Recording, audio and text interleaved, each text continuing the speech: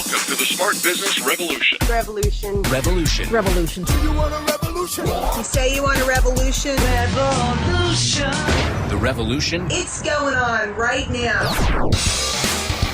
Welcome to The Revolution, the Smart Business Revolution podcast, where we ask today's most successful entrepreneurs to share the tools and strategies they use to build relationships and connections to grow their revenue.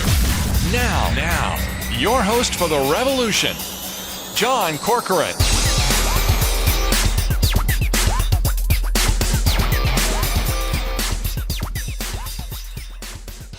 All right, welcome everyone. John Corcoran here, co-host of the Top Business Leaders Show, where we feature CEOs, entrepreneurs, and top leaders in the business world. And today I'm excited because our guest today is Michelle Mundy, and she is the founder of Onpar, which serves the creative services industry. What they do is they help standardize the way that agencies operate through process implementation and delegation. And I know that's the most sexy topic that you've ever heard of in your life. I'm going to right make now, it sound people sexy. they are just putting things aside. They're like, all right, I got to clear my next hour to make sure to cover this. But this is really important stuff.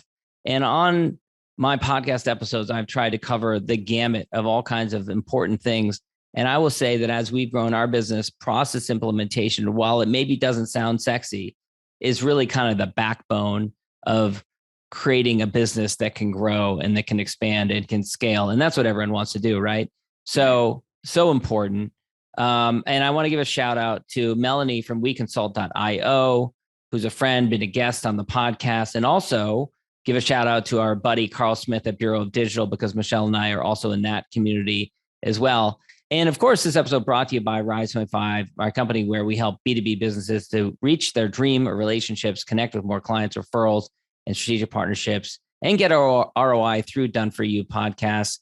And if you have a B2B business and want great relationships, there's no better way than to connect with and profile the people and companies you admire on your podcast. To learn more, go to rise25.com and you can learn all about it. All right, Michelle, let's get straight to it. I'm excited to have you here. And I want to start with your story of how you kind of dipped your toes into the world of a business.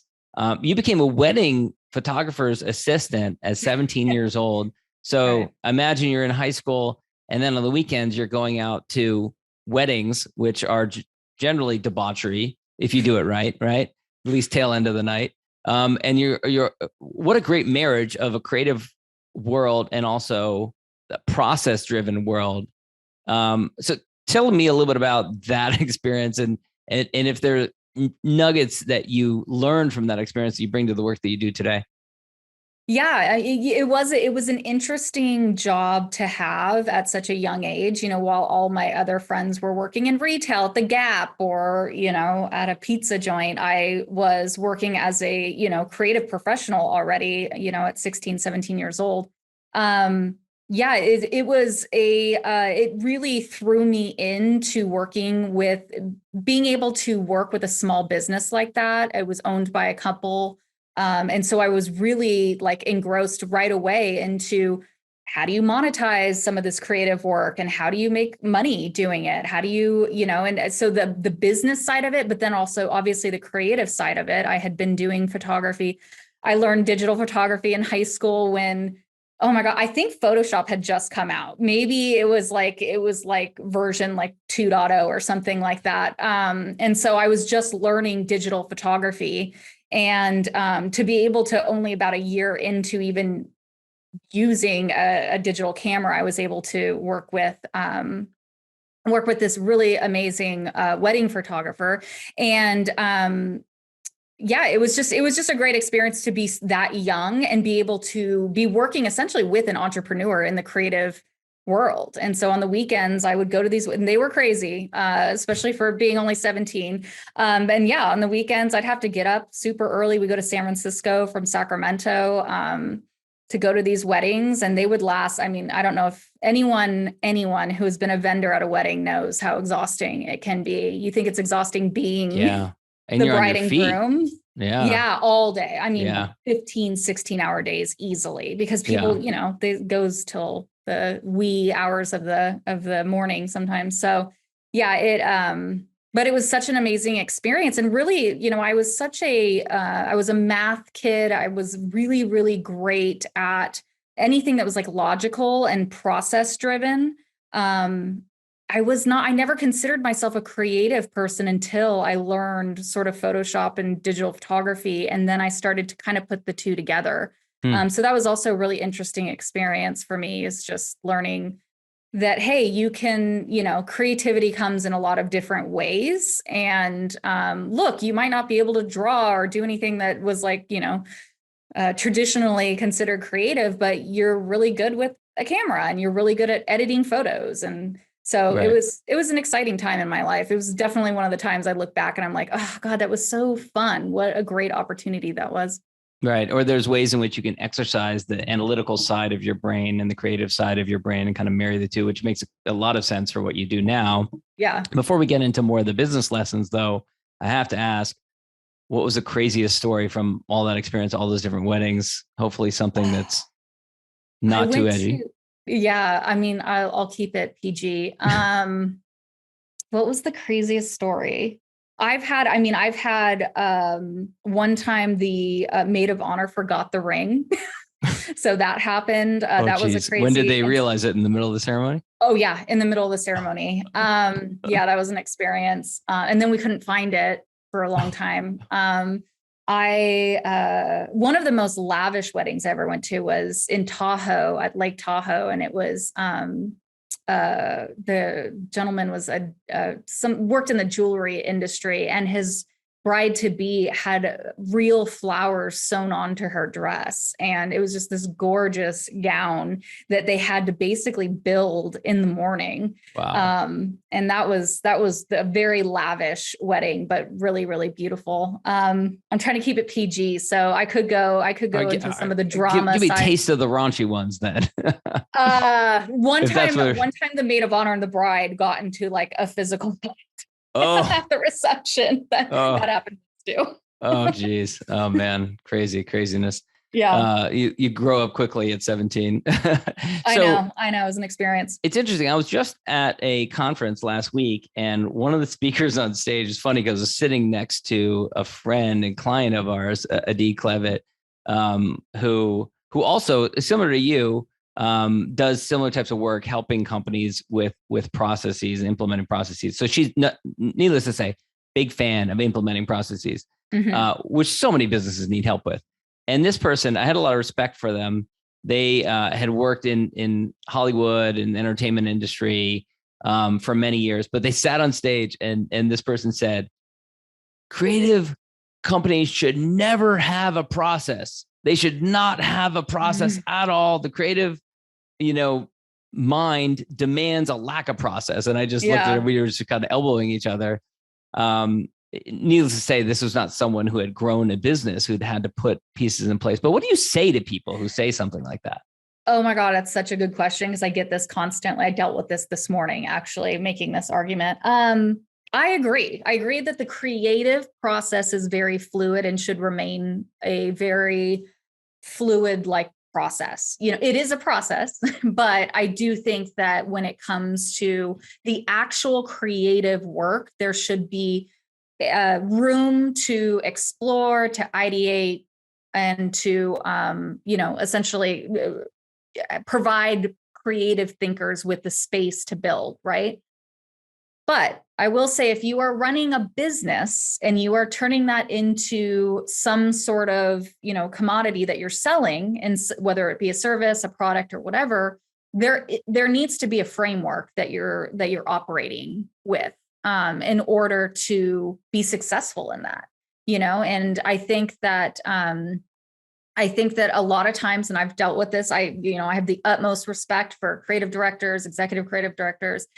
And it's funny, I actually think we're really I'm the yang to their yang. I don't know which one it would be, but if you can find a really out there creative thinker, I think actually having someone like me to partner with to help basically see their process and create some sort of generalized framework around it can really help focus them a bit more and hone them in on a more successful way of doing business, like the operation side of it.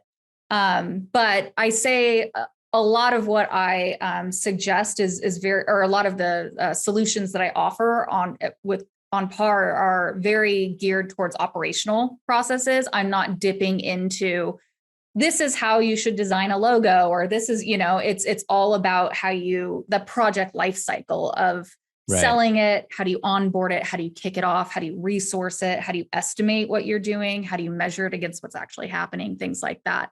So, to me, I think that it's a valid point, but it's also one of those things where if you want to make it a business, you're going to have to create some sort of structure to it in order for it to be successful, because you can't operate a business that way. So I'm also, though, on the flip side, I really do, and I probably shouldn't be having this on a recording, but I believe anything can be standardized. I really do. Like, I actually love the game of someone being like, there's no way you can standardize this. And I'm like, well, we could probably figure out a way to standardize it. Right. And actually, a past client of ours built a cell radio podcast. John Warlow wrote a great book that was really about that. It was about a business that needed to systematize. And they used it as an example was the process of creating a logo and creating a system and a process around it. But for you, reflecting back to your experience with the photography, what were some lessons around that, either good or bad, around ways in which that photography business was systematized? Like maybe first we do the shots, the glamour shots in the morning, then the wedding happens, then we do, there's usually a rhythm to it. There is such a rhythm. Yeah. To it. And so good and bad, what were your reflections on that experience? I think planning ahead of time is so important with that kind of service.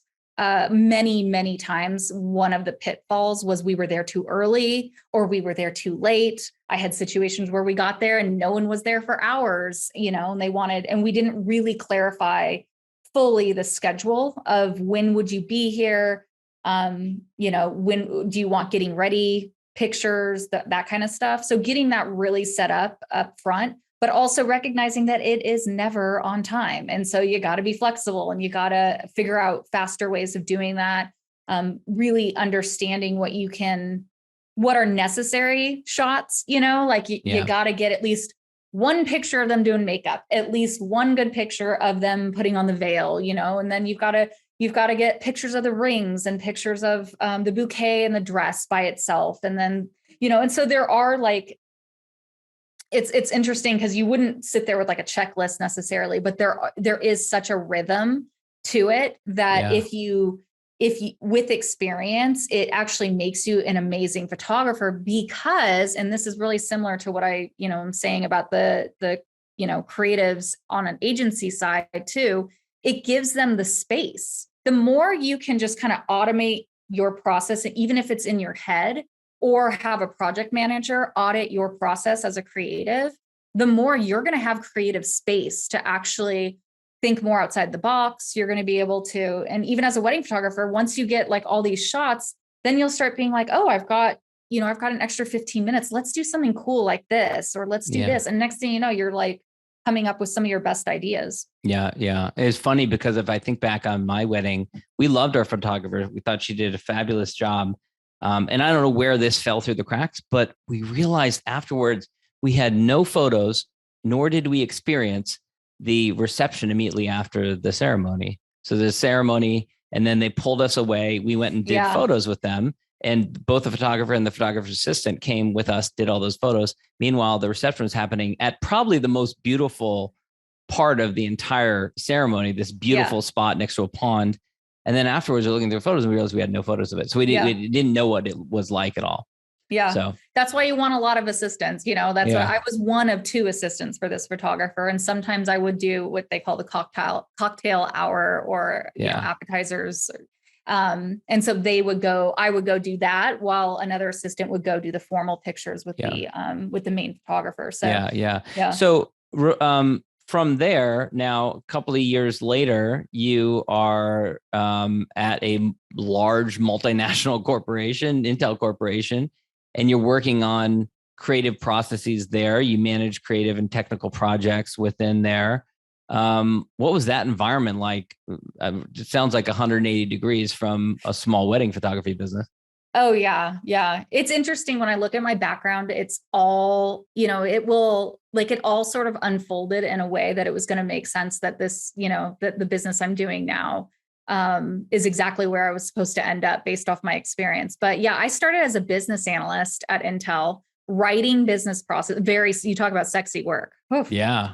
Basically just writing business processes. And we're talking like operational business processes. And so I would literally sit there and make PowerPoint presentations and documents in these knowledge bases that basically we would outsource to help scale Intel employees and automate some of their workflows. So that's what I started doing. And then eventually, I don't even think I knew what project management was at the time, but eventually I learned about project management.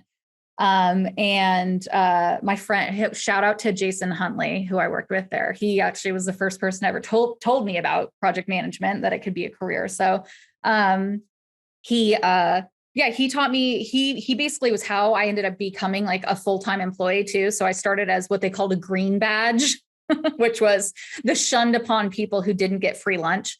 And he was actually a big advocate for me to become a full-time employee. And I became a project manager at that point.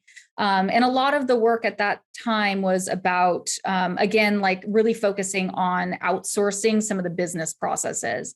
And then, but how that morphed into project management is eventually we started focusing on creating like collateral for sales and marketing folks at Intel. And so I started this initiative where we were designing really elaborate decks for the sales team. And we were starting to create internal websites and stuff like that for Intel organizations and things like that. One thing about Intel, if you know anything, like they are very process driven. And I mean, it's no joke there when they take project management very seriously and program management. So budgets, you got to be real buttoned up if you're going to ask for, $100,000 for a budget. You got to have a whole basically business plan in order to even be able to create any sort of initiatives within the organization, which I think is amazing. And it was an amazing experience to actually learn how to do that and how to effectively sell it through to some of, I was working with a VP of operations at one point, like high up executives of this company that I had to basically talk them into doing my idea. And so I think that it was a great boot camp for me from an entrepreneurial perspective of learning, what that process really looked like at a very young age. Yeah. It reminds me of the is it the story about the three little bears, right? And they go into and like Goldilocks. There's the porridge. Yeah, Goldilocks. Thank you. There's the porridge that's too hot, too cold, and just right. Your career reminds me of that because you have the small little, independent photography business. Yeah. Then you have the big corporate, and then your next stop was the mid-size, turning into a much larger organization, kind of an agency where you started out as production lead and worked your way up to executive director. So talk a little bit about that experience, because what was really interesting from that experience is that you really helped them expand in a lot of different verticals and different offerings. Yeah. I love that metaphor, by the way, John. That's great. It does feel like that. My career is in three chunks like that. So it's a good way of putting it. Yeah. I started at Left Field Labs. I decided if I did one more Intel Blue presentation deck, I thought I was going to lose my mind. So I did move over to the agency side just to get more experience with other brands, essentially. And when I started with Left Field, they were essentially like a web shop working on marketing websites for Google. So I think I was the 30th employee or somewhere close to that. And at the time, again, they were just doing websites. Within a 5-year period, when I left, they were at about 180 people, I think, with contractors and stuff. So it was a massive amount of growth in that 5-year period, which is great, but also it was growth within the verticalization of their business and their service offerings. So what started as a website building company and designing websites we eventually got into VR experiences. And so a lot of what I worked on, I wasn't necessarily finding and selling the work, that we had an amazing sales team that was doing that. I was figuring out, once you sell it through, how are we going to actually execute on this? And so once we got to a few of, it was VR really is where it started, where we were like, okay, so there's sort of this experiential world, or, AR, VR world that we're starting to dip into. We need to make sure that we're hiring the right talent for that. So the first thing you need to do is literally what I learned from Intel is put together sort of an organizational chart of what this looks like, because the person who is developing a VR experience is not the same person who's developing a marketing website. And same thing with project managers. There are VR specialized producers and project managers who you want to have if you're going to try to specialize in something like that. So really, I started by pitching that we need to start verticalizing our business, and as we do that, we started to essentially categorize the employees and put them in specialties, so that when we sold something through, think of it as sort of like we sell it through, which vertical does it kind of fit in? And then that really helped from structuring a lot of our operational processes, like resource management, tracking utilization, and things like that. And it also enabled us, as each one grew and we brought in a new thing, we started to, develop vendor partnerships, and we started to really, which I highly recommend agencies do. And I think that I don't see enough of it, to be honest, I love seeing it in the bureau. I love, there's portions in the bureau where I'm like, yes, partner together, because we can't specialize in everything ourselves, So I think having agency partners and other vendors that you partner with, maybe we're the creative directors for a VR experience, but we partner with a Unity shop and they help build it. You don't have to do everything. And so I think that really helped with scaling as well, is really figuring out, what do we want to commit to and invest in full time? And what do we want to do with regards to finding partners who we can partner with, that we know are, execute great work, that can work with us in the ebbs and flows of the business as it comes in. So that helped a lot too. And now I know there's can be a tension for companies, for agencies, how far do we go beyond our comfort zone? So at one point you're totally comfortable with just developing websites, but then those clients are asking for more and more services. There must have been some tension. There must have been conflicts and debates over, do we do these things? Do we do an installation with fabrications and things like that? What were those conversations like? I wish there were more of them. We sort of just, a lot of times we would just take it, and we were, I don't want to say lucky. I think that everyone was so excited about the opportunities that people were really committed to it. So we were lucky in that sense that the team was really, but it wasn't easy all the time. It was definitely challenging at times to, the first event we ever did was at, I don't think this is a problem if I bring this up. I believe it was at the VMworld. So for VMware. And we only had one producer on that project, and we had one creative director. And it was a pretty insane structure that we built. I mean, it had like a suspended LED screen that was like in this like cool geometric shape that like had this whole like graphic, and this huge project for this week-long event to have, obviously from a content creation, from a managing the event itself, the fabrication, all this stuff. And I had one producer on it. That was a big learning experience for me. And that showed my lack of experience in that type of work, and so the next time I think we had like 4 or 5 producers on it, because that's how you properly do it. So some of it was trial and error, unfortunately. Yeah. but of course, a lot of it ended up being some of our coolest stuff. And of course, that first time going through, there's no roadmap. You probably haven't documented your processes. And then maybe the second, third time going through is when you start thinking about those things. Is that correct? Or, is it bothering you as you're going through it? Like, oh God, we gotta capture this. We got to create a roadmap. We got to build a roadmap as we're doing this. But at the same time, you don't want to spend a bunch of time to document your process if it turns out we're going to do this one-off project, decide we don't like it, and we don't do it again. Yeah, that's a really good point, because that is basically what happened by the time we got to about the second or third event. I attended the event.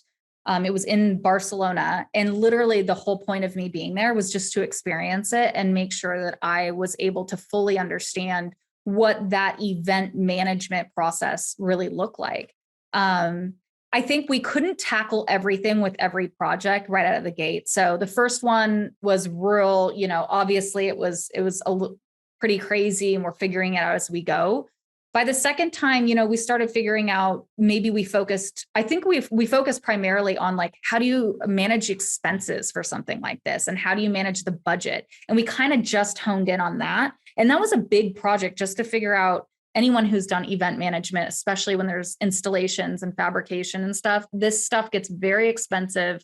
There are a lot of vendors involved. There are a lot of, rules that you have to abide by, regulations for the space. And so it gets really complicated. So we would hone in on one thing every time, that, okay, we really need to focus on, this is how we're going to track expenses and our budget burning.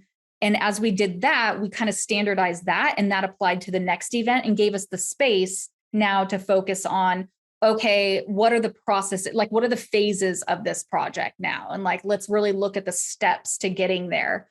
And over time, you do enough events, you get to a point where you've kind of got like a playbook essentially for it. Yeah. Yeah. Now, eventually, again, going back to that metaphor of too hot, too cold, you decide that you're going to go off and start your own shop. Now, I know from knowing, interviewing Melanie and our client ID and somewhat, that this is one of those things that a lot of companies and a lot of agencies need help with. Oftentimes they don't know it or realize it. Yeah. Were you ever nervous about starting a company that was around helping to implement process for companies?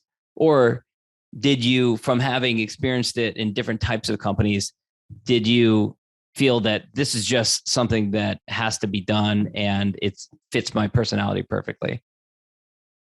I don't think anyone goes into starting their own business like that confident. I think anyone who says they are, is probably lying.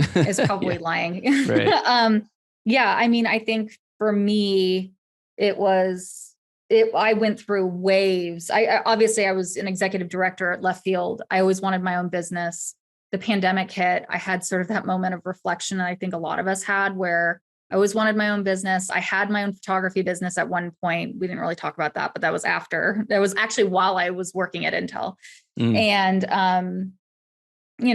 I really wanted to take the leap, and I kind of felt like, life's too short. Like this is my chance, And so, I feel like Intel gave me the foundation, the confidence with the foundation and frameworks that need to be in place in order to run a very effective business. And Left Field gave me the confidence. Left Field was such an amazing experience because the partners there really gave me so much freedom to really. We had this whole joke where it would be, I would go ask my boss, who was the COO, for something, and then he'd be like, did you already do it? And I'd be like, yeah.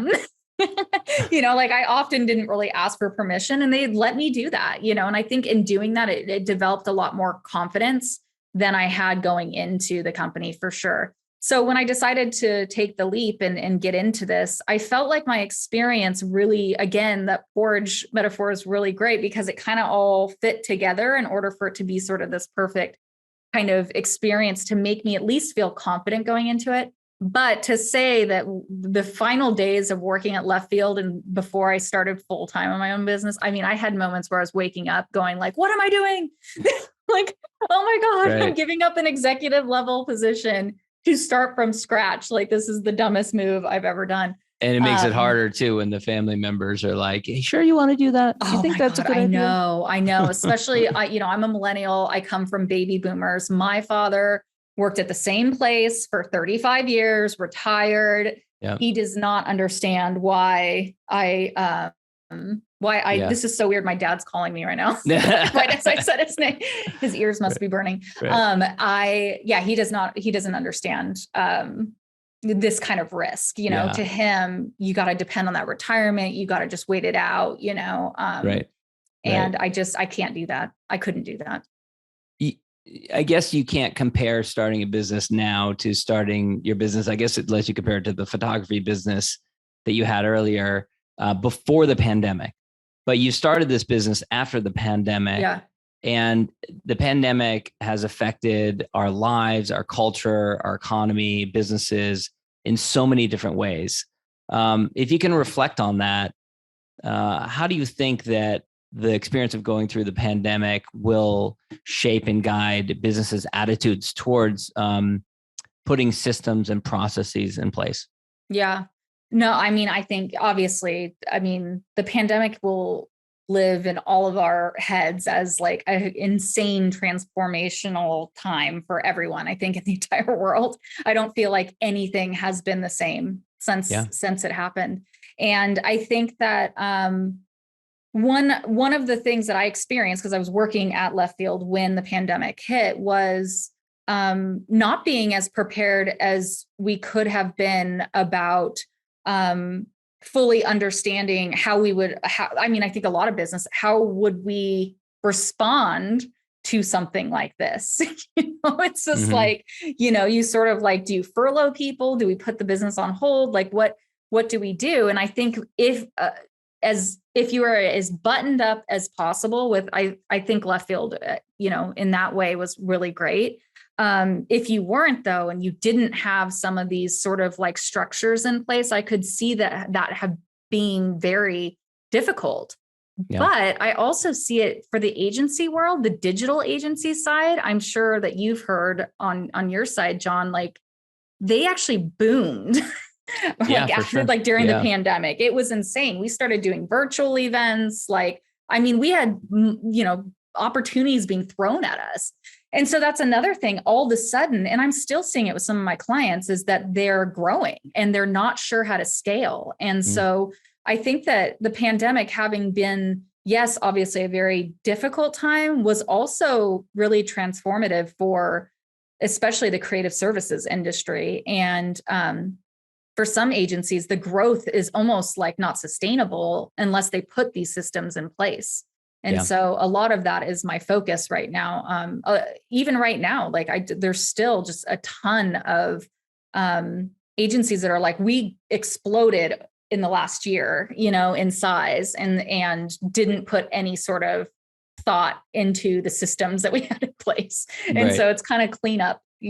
Yeah. I know we've experienced that as well, where we've kind of you kind of have these moments where you look back kind of with clarity and you're like, we could be doing this better. I feel like we're not at this level where we were a while ago. We were doing this better at this size, and then we changed. We're bigger and more clients, but then don't feel like we're doing it as well. And so sometimes you got to slow down and stop and take a look at those things. I know we're running a little short on time. You're launching something called toolkits and also a community called Solo Entrepreneur. Talk a little bit about what those are.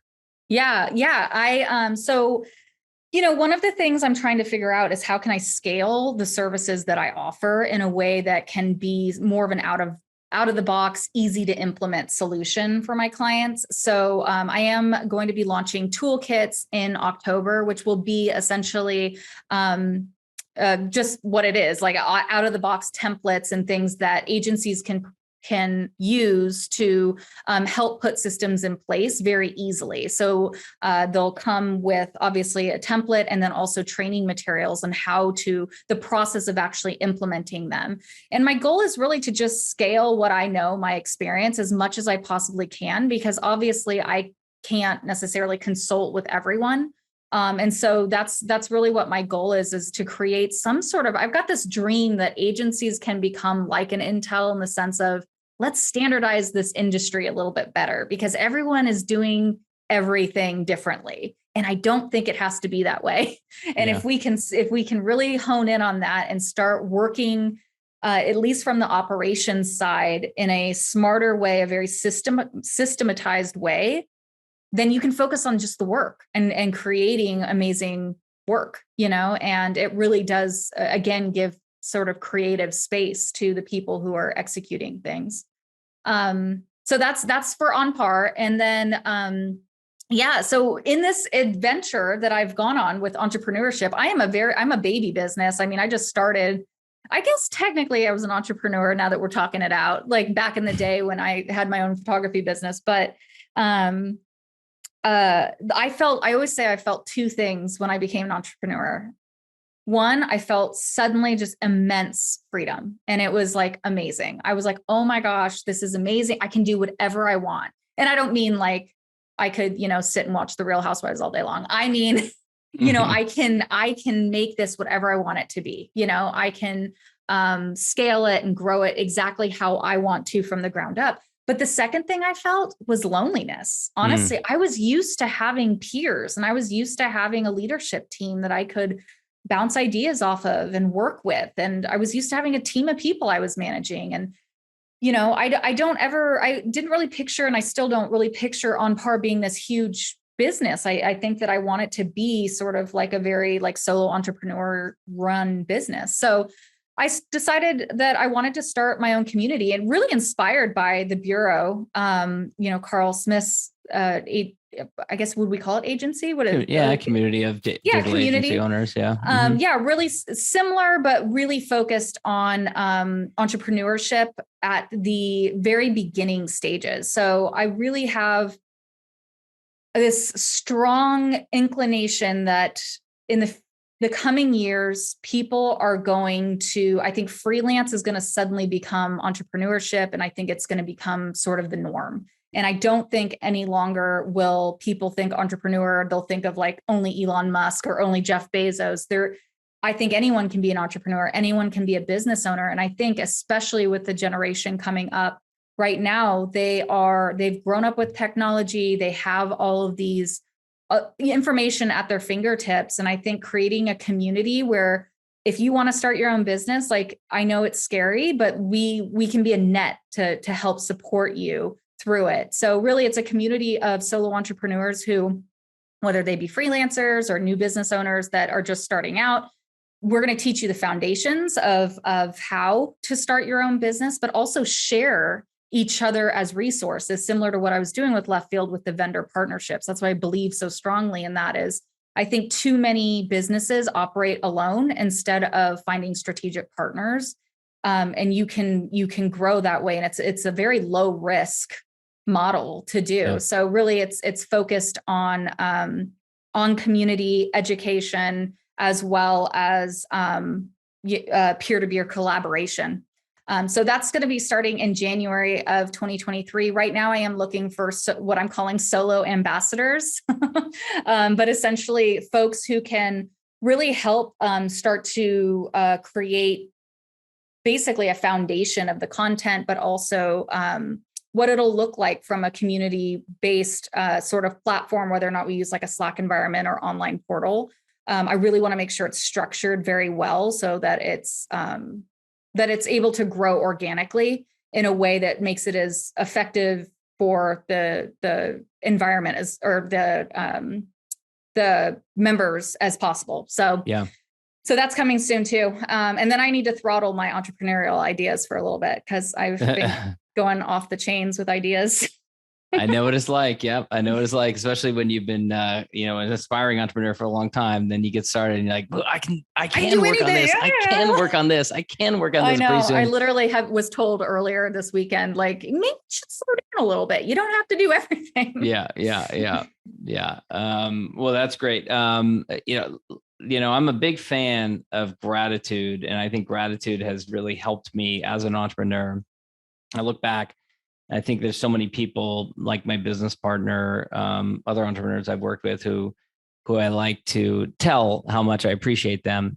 And so I like to give people a little bit of a platform at the end here to just acknowledge, especially peers and contemporaries, mentors who've helped them along the way. I think a lot of times we tend to reflexively thank our family, and we get to reflexively thank our teammates or employees.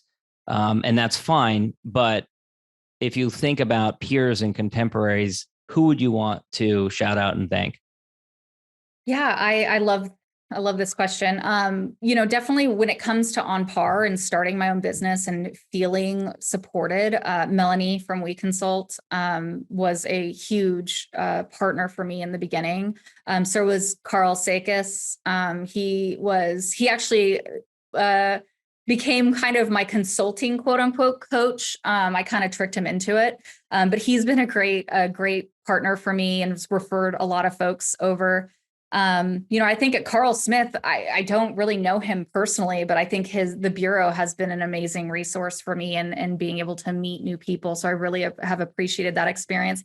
And then the other thing I would bring up is the Two Bobs podcast has been like a big thing. That was like, I started binging that years ago, and that became a big learning what Blair Enns and David C. Baker, like their types of work really inspired me into what I could make my business to be. And I had never thought of that until I listened to that podcast and read their books. So that was also a huge inspiration. And then I got to shout out the partners of Left Field Labs, obviously Sarah, Eric, Akash. I wouldn't be here today without them as well. Yeah. And those are all great. So Carl Sakis, David C. Baker, Carl Smith, and I'm working on Blair Enns. Those are all past guests on my podcast. So anyone listening who wants to learn more about them, go check it out. Melanie as well. All great past episodes.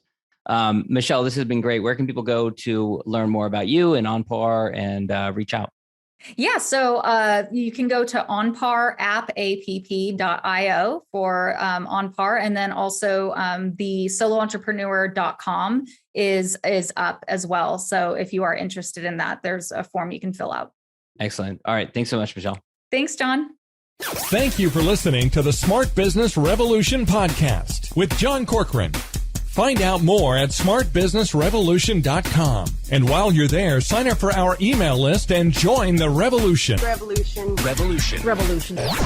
And be listening for the next episode of the Smart Business Revolution podcast.